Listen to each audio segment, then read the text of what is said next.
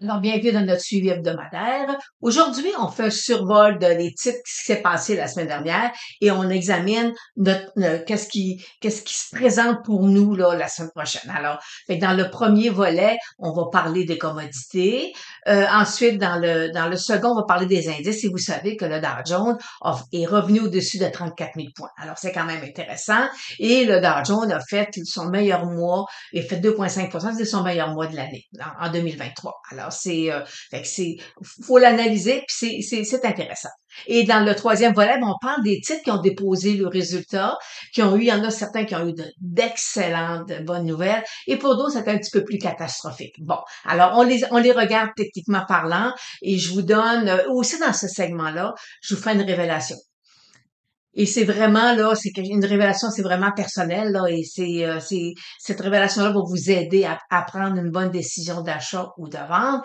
Dans les derniers volets, on va aller voir qu'est-ce qui s'annonce la semaine prochaine, et en même temps, j'ai à vous faire une mise en garde. C'est parce que dans les prochains, je vous dirais les prochains 10 jours, il y a une fluctuation qui peut être sur le marché, qu'on s'y attend pas, mais qui est là, qui est latente là. Alors parce que on a présentement là sur le marché, nos voisins du sud là, ils ont une problématique à régler. Alors, fait que je vous en glisse un mot dans le dernier volet. Et on aura plaisir d'en reparler plus longuement lors de notre Facebook Live de lundi. Alors, je vous laisse poursuivre avec les commodités. Alors, débutons avec le gaz naturel. Vous avez ici le graphique en jour. Alors ici, on tire un support, une ligne qui devient un support. Et voyez-vous, ici, automatiquement, j'en ai d'un autre là, que le logiciel a mis. J'ai un autre support. Alors, et là, ce qu'on veut, c'est que le titre perce et qu'il revienne tester le 3 $. Alors, c'est l'objectif. Avec la technique point and figure, j'ai aucune cible haussière sur le gaz naturel. Maintenant, avec le Bitcoin, là, on voit que on est ici, là, voyez-vous, je tire une ligne, ici, là, j'ai un beau support, et là, j'ai une belle résistance. Ça veut dire que présentement, il est dans un couloir latéral. Alors, on le laisse s'accumuler. On est sur un graphique en jour. Si je vais aller vous mettre un graphique en semaine. Alors, voyez-vous ici, là, ce qui m'intéresse, c'est que mon stochastique est en zone de surachat. Alors, généralement, il devrait en principe, là, le Bitcoin devrait en principe se replier, puis venir tester ici, là, ici, là, je vais voir, voyez-vous, un autre support qui va être approximatif au niveau de sa moyenne mobile 200 jours. Alors, on est sur l'or, qui se maintient quand même assez bien cette semaine. Alors, si je trace ici une ligne, un support, on voit que présentement, l'or veut, là, de temps en temps, venir tester, là, le 2011, là. Alors, fait que, puis, voyez-vous, le stochastique est en train de redescendre. Et si je fais l'exercice en semaine, mon stochastique est reparti, puis il revient en période là, de surachat. Alors, fait qu'on va, pour l'instant, cette semaine, je reviens en jour, pour l'instant, cette semaine, voyez-vous, j'ai un bon support à 1940, et là, et puis si jamais il voulait retester, il pourrait redescendre autour de 1940. Alors, pour l'instant, on attend un développement sur Bon, pour le pétrole, le gap a été fermé. On a un retracement, voyez-vous, ici de 61% qui pourrait aller jusqu'à 72. Fait que là, aujourd'hui, il termine la semaine sur une belle poussée, et mon stochastique étant survendu, s'approche de survendu. On va aller voir maintenant en semaine. Voyez-vous, mon stochastique qui monte. On peut presque prédire là que le 60 là, sur le baril de pétrole, là, 60 quelques, là, c'était, je pense que c'était 64 de mémoire. Alors, fait que on attend. Voyez-vous ici, là, regardez, j'ai un petit support là à 71 qui est, après ça, j'ai un autre petit support là à 72 qui représente mon Fibonacci 61%. Et là, ma moyenne mobile 200 jours, elle est baissière avec la moyenne ici qui est la moyenne 8 qui est baissière aussi. Alors, fait qu'on les, fait que c'est pas présentement haussier. Il est normal qu'on ait un rebond et c'est là qu'on va voir la semaine prochaine s'il va venir tester le 61%. Et s'il cassait le 61, mais on peut le revoir venir tester, revenir sur son bas là, de 64 et quelque chose là, qui nous a fait il y a à peu près, je vous dirais, 3 semaines, 4 semaines. Alors, c'était ça un peu au niveau des commodités, de regarder, voir est-ce que une tendance haussière qui domine là présentement dans un secteur comme dans le pétrole ou dans l'or ou dans le gaz naturel ou dans le BTC. Pour l'instant, non, on est presque tous en mode repli. Alors, allons voir maintenant les indices boursiers. Alors, débutons la section des indices avec l'indice du Dow Jones. Et présentement, ben, on peut dire que le mois d'avril a quand même été favorable pour l'indice phare américain. On a un rendement de 2,5%. Alors, c'est quand même intéressant.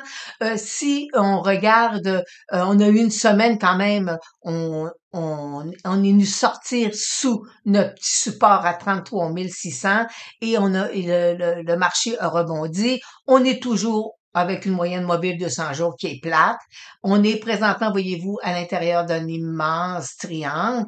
Ici, là, le support est là, c'est-à-dire la résistance est là, et nous avons une bonne résistance, là, aller jusqu'à 35 000. Bon, alors c'est un peu ça le scénario du Dow Jones.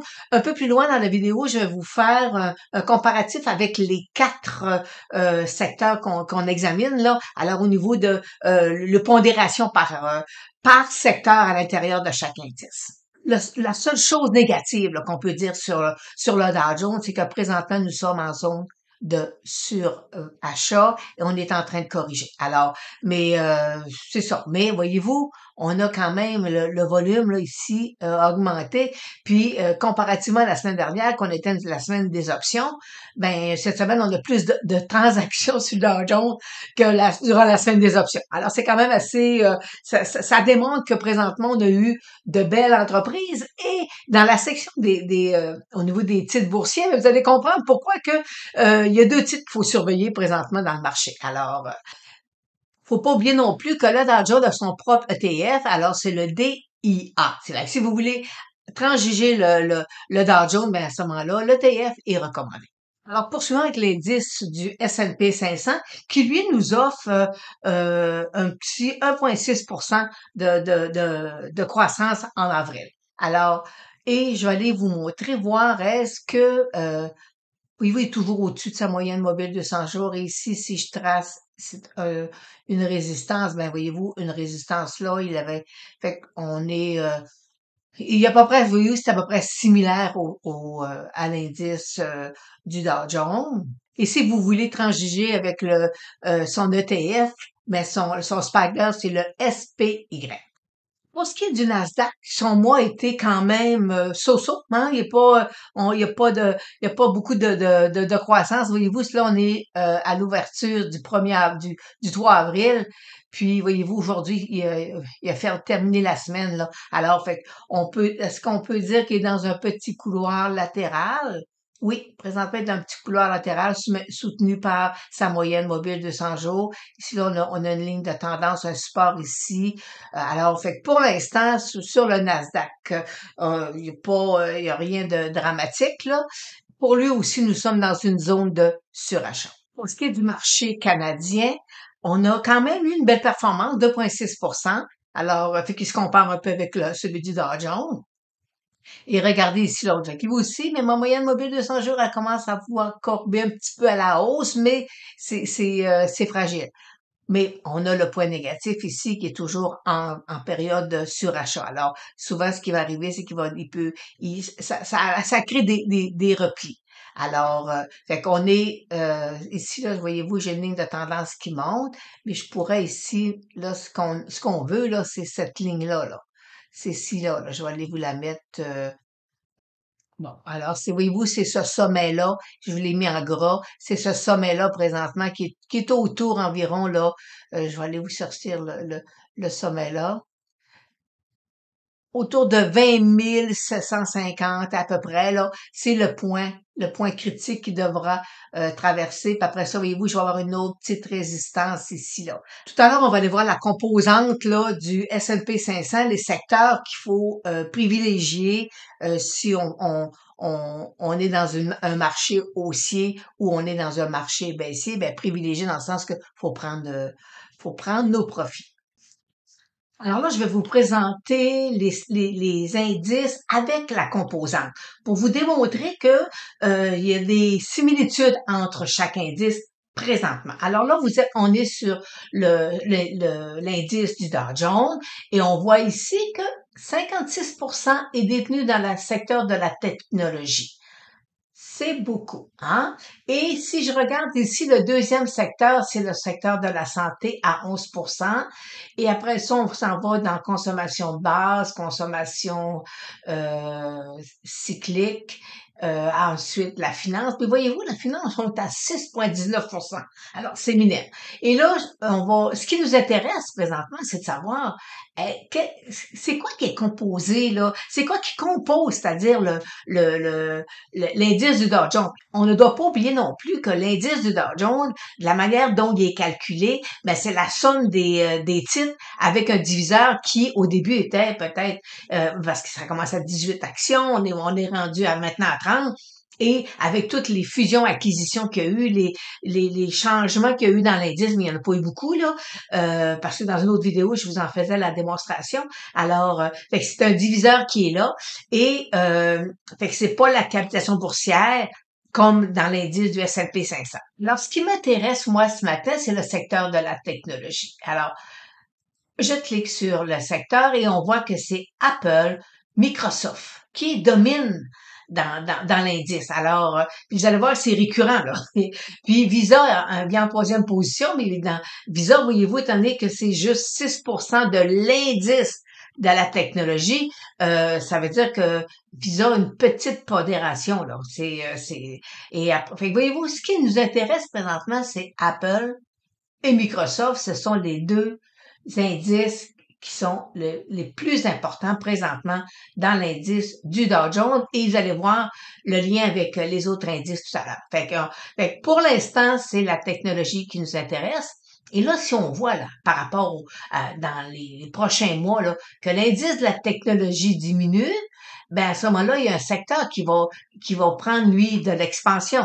Alors, ce secteur-là va devenir probablement nos futurs achats au niveau du titre à long terme, là. Alors, fait que voyez-vous, c'est comme ça qu'on travaille. Les indices, il faut aller chercher, il faut décortiquer, aller chercher la composante.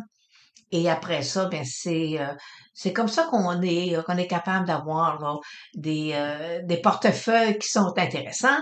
Et faut pas oublier non plus que Apple, parce que je reviens ici, Apple, c'est la plus grosse pondération au niveau de l'indice, mais qu'en même temps, c'est l'action Monsieur Buffett possède dans son portefeuille. Apple domine lui aussi. Alors, ça fait que c'est une nouvelle tendance qu'il y a présentement, moi que je constate là par rapport à ce que j'ai déjà vécu, parce que j'ai quand même presque 3 décennies derrière la cravate dans le marché. Alors, fait qu'on voit que il y a une tendance que d'aller surpondérer un titre ou dans ton portefeuille, ça peut devenir intéressant à la condition que ton titre soit performant.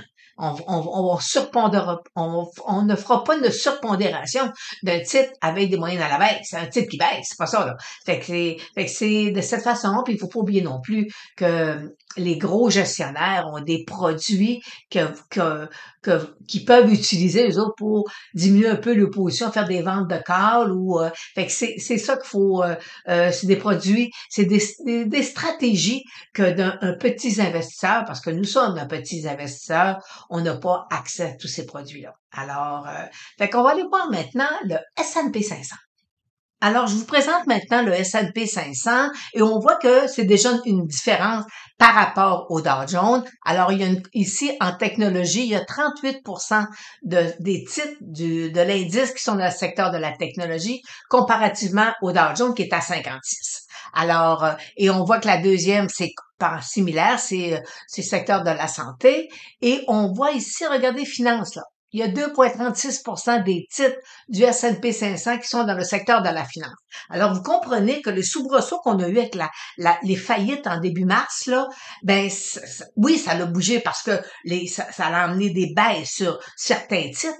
Mais en même temps, voyez-vous, ça a été négligeable là, parce que il y a la pondération finance dans nos gros indices, c'est quand même négligeable. Alors allons voir maintenant, c'est quoi la similitude avec le S&P 500 là, pour les deux. Voyez-vous, Apple et Microsoft sont tous les deux dominants dans le secteur du S&P 500, tout comme le Dow Jones. Alors, le Nasdaq, lui, par contre, voyez-vous, forcément, on est dans le secteur de la technologie. 62% de son portefeuille est dans le secteur de la technologie.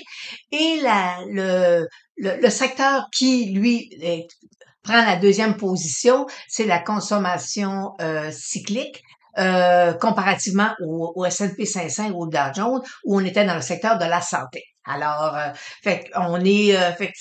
si on voit que le secteur cyclique augmente ou diminue, alors ça va nous donner une indication là que soit faut diminuer les positions ou peut-être commencer à augmenter les positions dans le secteur.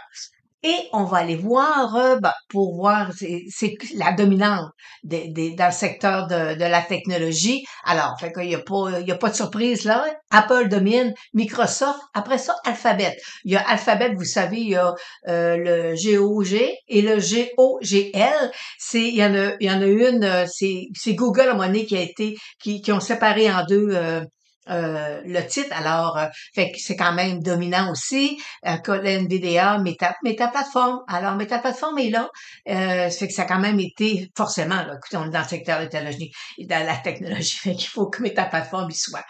Alors on revient avec, voyez-vous, Apple et Microsoft qui dominent au niveau du Nasdaq Composite. Alors, terminons le secteur des indices avec l'indice canadien, le TSX. Vous allez voir que déjà, il y a une grosse différence par rapport au secteur américain. Alors, on voit qu'il y a trois secteurs qui dominent. On a le secteur de la finance qui est à 28%, on a le secteur de l'énergie à 18% et on a le secteur de l'industriel à 14%. Ça veut dire que trois secteurs, c'est 60% de l'indice. Et le secteur de la technologie est à 10%.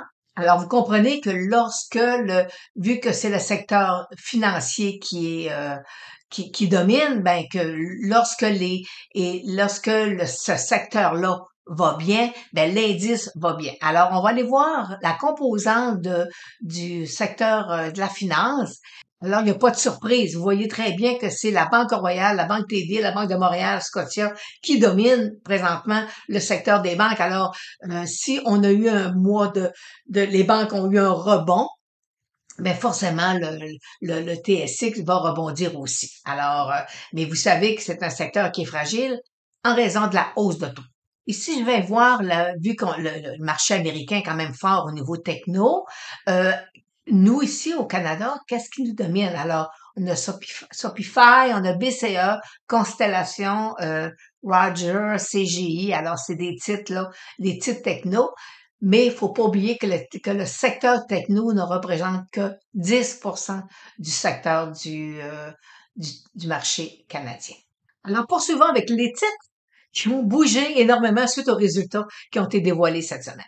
Alors, je vous présente un sommaire des titres qui ont déposé leurs résultats cette semaine, des titres qui ont bien fait. On a eu quelques ratés aussi, mais dans l'ensemble, ça a quand même été exceptionnel. Et on commence avec le titre de Meta Platform.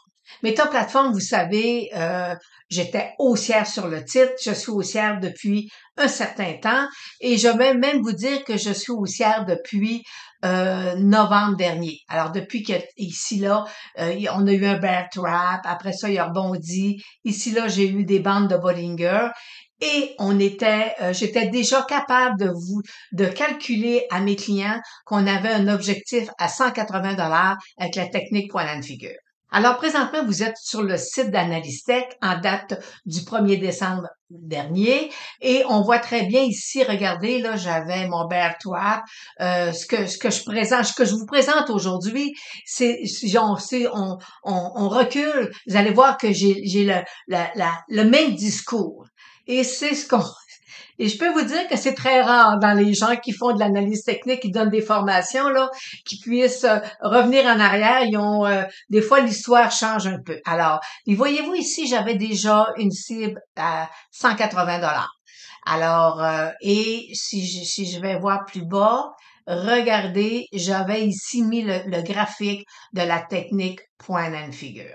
Alors, fait que j'étais haussière, puis j'avais ici, il fallait qu'il ferme son gap, fait qu'il est venu fermer, et là, par la suite, ben, on a eu plein, j'ai poursuivi avec mes analyses sur le titre de Meta-Plateforme. Alors, fait que j'avais une cible à 180 $ qui est ici, et vous voyez bien aussi en même temps que là, présentement, j'ai une cible qui était supérieure parce que c'est la beauté de la technique point and figure, on est capable de calculer des cibles à moyen terme, à long terme ou à très court terme. Alors, fait que c'est une technique qui est extraordinaire. Faut être capable de la travailler. Alors, et vous voyez ici à côté, ben là, vous voyez que présentement, ben voyez-vous, en date du 27 avril, j'ai fait une analyse sur Meta-Plateforme sur Microsoft. Alors, fait que voyez-vous, je fais des suivis de titres de cette façon.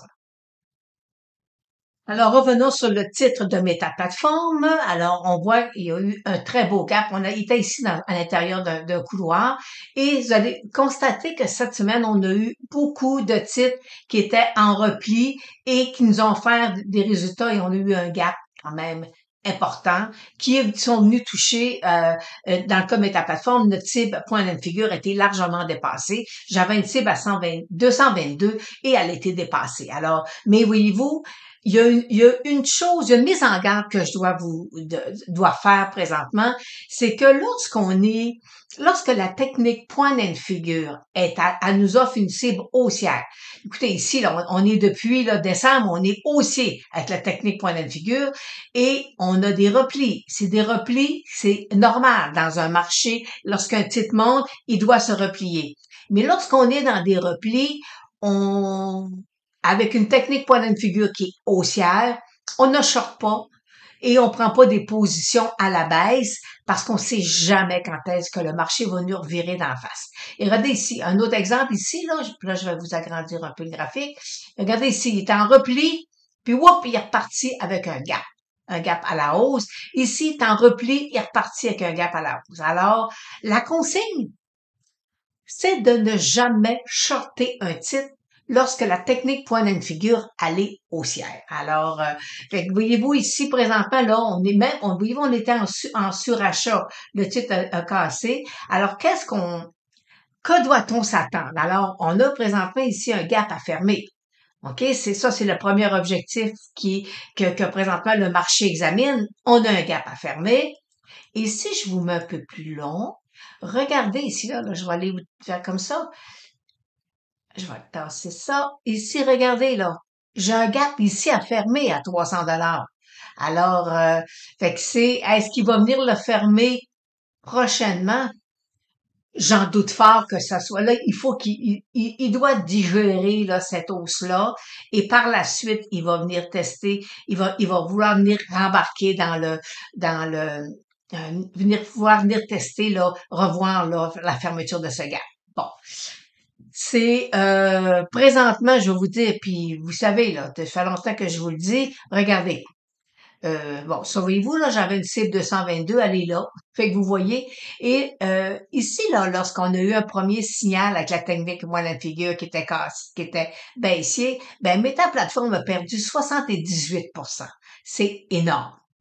Et, euh, et là, ici, là, il y a plein de monde là, qui ont embarqué là. Ici, là. Moi, je connais des gens, là, des vendeurs de formation qui ont fait embarquer le monde là, dans cette zone-là. Là. Et les gens se sont réveillés un matin. Regardez le beau gap down là, qui est là. Alors, ici, là, on avait une technique point de figure qui était baissière. Et le marché a donné raison à la technique point and figure. Et après ça, voyez-vous, la technique point and figure, elle disait, on est baissier et le marché a poursuivi. Alors, fait que c'est la technique point and figure, c'est, je peux vous dire, c'est comme un ouvrier de la construction. Là, il y a un coffre à outils là, avec plein de choses dedans. Ben, quand on fait de l'analyse technique, qu'on est sur le marché boursier, moi, je peux vous dire que la technique point and figure, c'est un must pour vous. Vous allez devenir un meilleur investisseur et vous allez bien performer. Par contre, la technique point and figure, si vous êtes le genre d'investisseur qui courait après les fusées du matin à 9h30, 10h, là, puis que là, vous êtes tout énervé avec la testostérone au maximum, là, parce que puis là, vous voulez faire un 200$, puis 3 jours après, vous en perdez 600, ben, c'est désolé, mais la technique point and figure n'est pas pour vous. C'est pas une technique pour les gens qui sont pas capables d'analyser un titre, qui sont pas capables de se contrôler. Tout ce qu'ils veulent, c'est augmenter leur adrénaline. Puis alors, c'est pas la technique point de figure, c'est pas pour vous. Alors, ma formation non plus n'est pas pour vous. Alors, mais si vous voulez devenir un meilleur investisseur, je peux vous dire que vous allez en avoir pour votre argent si vous allez devenir quelqu'un d'un peu plus rationnel. Alors, on va poursuivre de suivre Meta Plateforme. Est-ce qu'il va venir fermer son gap? Là? Ou quel gap? Alors, quel gap? Autrement dit, quel gap? Meta Plateforme va fermer en premier. Celui haussier, celui baissier. Alors, à suivre. Alors, le titre de Microsoft a lui aussi bien fait. Puis voyez-vous, là, regardez, là, le titre est en repli et après ça, il nous a fait de bons résultats, puis il a gappé au-dessus même, le site-là, j'avais une zone de résistance. Et vous savez que je suis haussière sur le titre de Microsoft.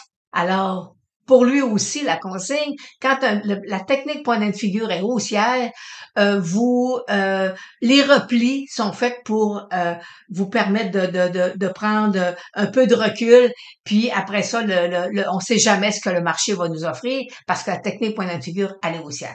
Lui aussi, voyez-vous, il était en surachat. Alors, et là, la question qu'on se pose, est-ce qu'il va venir fermer son gap d'ici les prochains jours ou prochaines semaines? Ou il va venir tester ici, là, regardez, là, je vais aller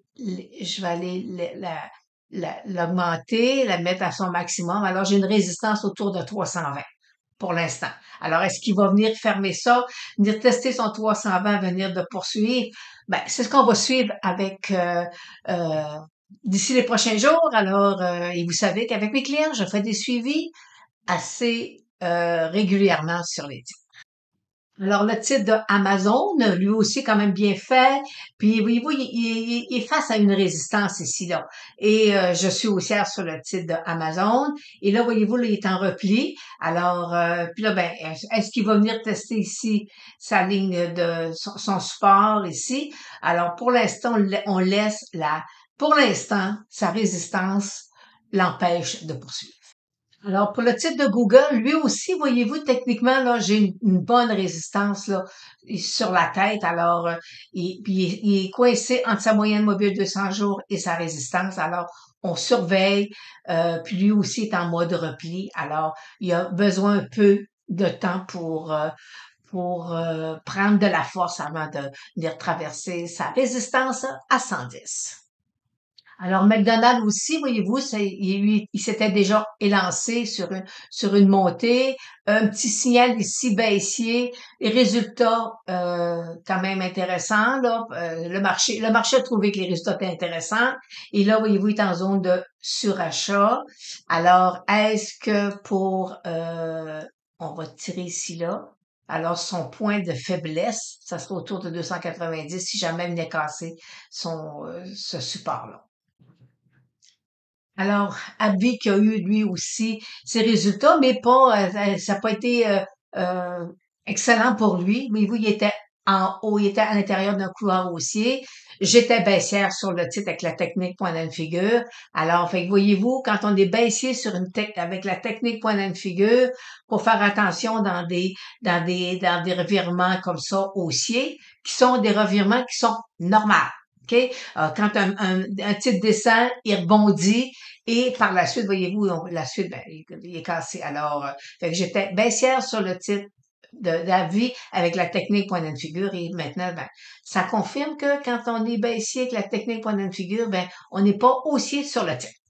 Alors, MGM moi j'étais baissière avec je suis baissière avec la technique point and figure et on voit que, voyez-vous, il a cassé sous sa moyenne mobile de 100 jours, il a baissé, il y a eu des résultats, il a rebondi un peu, mais techniquement parlant, je suis baissière et là, présentement, c'est tout ce qu'on espère, ce qui casse le 225.